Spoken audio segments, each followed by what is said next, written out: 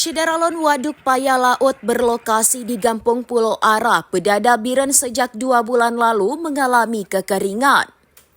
Sehingga ratusan hektar sawah di Pedada yang mengandalkan sumber air dari waduk dan sudah ditanami terancam puso.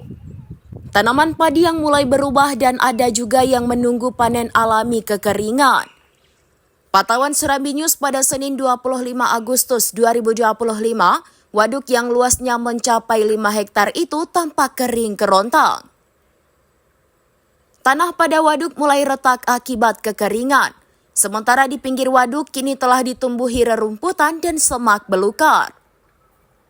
Menurut beberapa warga setempat, waduk Paya Laut tersebut merupakan tempat penampungan air untuk dialiri ke ratusan hektar sawah di Pedada.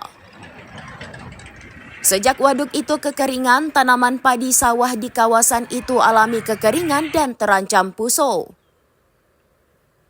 Selain waduk tersebut alami kekeringan, sejumlah waduk lainnya mengalami hal serupa, seperti waduk Paya Sikameh yang terletak di kawasan Blangrangkuluh dan Tanjung Selamat. Kecamatan Pedada dengan luas mencapai 5 hektar juga ikut mengering.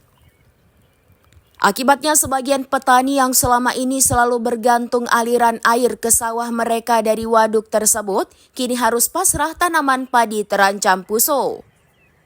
Kepala Dinas Pertanian dan Perkebunan Biren Mulyadi mengatakan waduk tersebut menampung air hujan di mana sejak 2 bulan lalu memasuki musim kemarau. Banyak waduk alam mengalami kekeringan karena kemarau panjang. Debit air sungai di Biren dalam beberapa waktu terakhir juga turun tajam. Dari Biren, Yusmandin Idris, SerambiNews.com. Download Tribun X sekarang. Menghadirkan lokal menjadi Indonesia.